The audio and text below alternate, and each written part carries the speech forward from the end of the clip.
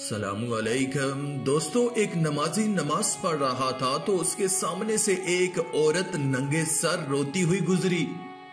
وہ نمازی سلام پھیر کر اس عورت سے بڑا ہی ناراض ہوا، کہنے لگا او کم بخت، تجھے شرم نہیں آتی؟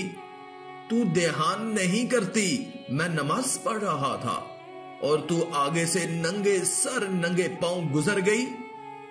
کھلا تیرا چہرہ ہے، ننگے تیرے بال ہیں، نمازی کے آگے سے گزرتے ہوئے کچھ تو تجھے شرم آنی چاہیے تھی۔ اس عورت نے پہلے تو معافی مانگی، معافی مانگ کر کہنے لگی کہ صاحب، وجہ اصل میں یہ ہے کہ میں اپنے شوہر کے ساتھ بڑی ہی محبت کیا کرتی تھی، اپنے خاوند کے ساتھ عشق کیا کرتی تھی، مگر افسوس آج شوہر نے مجھے طلاق دے دی ہے، اس لیے مجھے یہ پتہ نہیں چلا کہ آپ نماز پڑھ رہے ہیں یا نہیں۔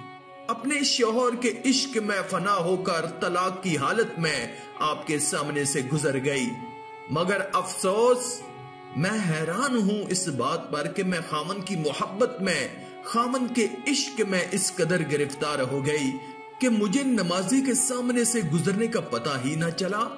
اور تم اللہ کی محبت میں کیسے گرفتار ہو کہ کھڑے نماز میں ہو، دیکھ مجھے رہے ہو، کھڑے تم نماز میں ہو اور دیکھ تم میرا چہرہ رہے ہو، میرے ننگے سر کے بال دیکھ رہے ہو، کھڑے تم اللہ کی برگاہ کے سامنے ہو، دیکھ تم میرے ننگے پیر ہو۔ اور نادان، تو اللہ سے اتنی محبت بھی نہ کر سکا کہ جتنی میں اپنے شوہر سے کرتی ہوں۔ پھر وہ عورت اپنا سر پیٹنے لگی، کہنے لگی کہ ہائے، دنیا میں رہنے والے ایک انسان سے کیا ہے عشق کہ اتنا عشق میں اپنے کریم رب سے کر لیتی تو دنیا میں بھی سکون سے رہتی، آخرت میں بھی سکون سے رہتی۔ حضرت حسن بصری رحمت اللہ فرماتے ہیں کہ اس عورت کی بات مجھے آج تک یاد ہے۔ کہا، او نادان، کھڑے اللہ کی بارگاہ کے سامنے ہو، دیکھ میرے ننگے سر کے بالوں کو رہے ہو۔